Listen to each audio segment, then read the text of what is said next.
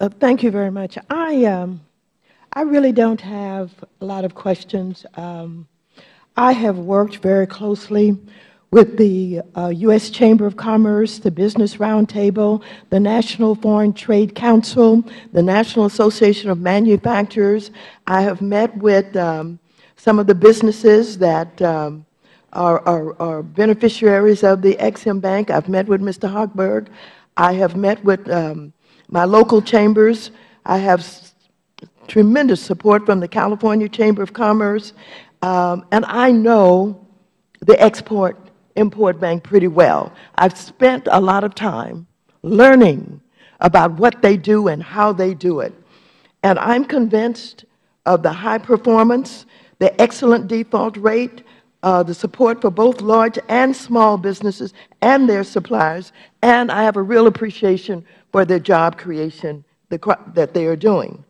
And so I don't have any questions. I mean, I think, you know, there has been representations over and over again from both sides of the aisle from various times about this bank and the importance of this bank.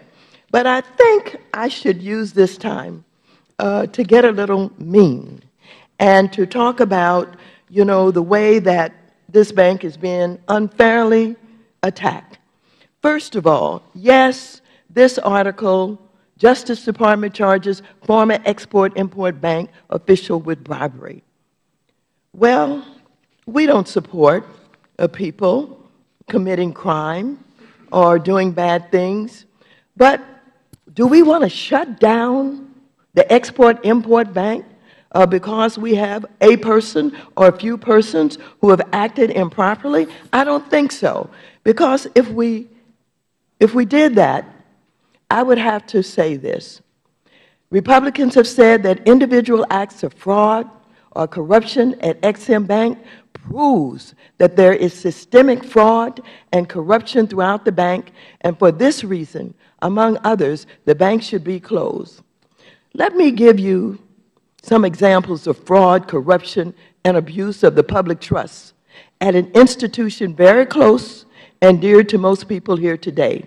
Since 1981, talking about the Congress of the United States of America.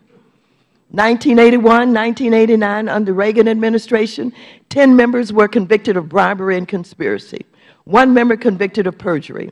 1989 to 1993, under Bush, 1 member convicted of accepting illegal gifts. 1 member convicted of bribery.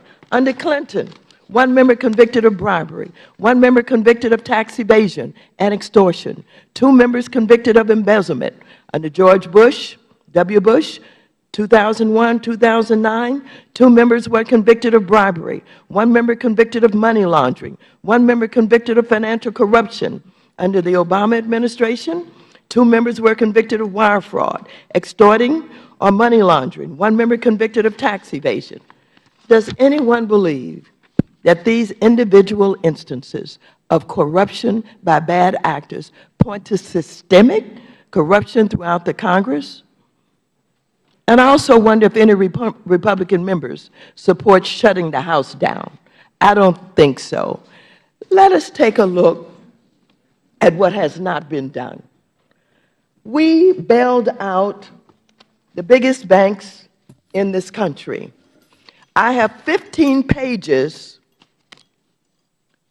of fines that have been leveled on the banks, many of whom we bailed out, from everything from market manipulation to money laundering to lending consumer practices, mortgage-backed securities fraud, on and on and on and on. We have not had one hearing, not one hearing on any of this. But yet we come here today and we have Mr. Mulvaney talking about you didn't properly do credit checks. Mr. Mulvaney, have you ever heard of no documentation loans, no credit checks that were done by the biggest banks of America who brought us down in a subprime? Would the gentlelady yield? No, I won't yield. Well, you mentioned me by name. I thought I'd ask you. And so let me just say that this business of talking about this very important institution would be closed down for all of these phony reasons really is something that I cannot take seriously and the American public cannot take seriously. And I think it was you who also said something about our citizens perhaps should be very, very disappointed with us.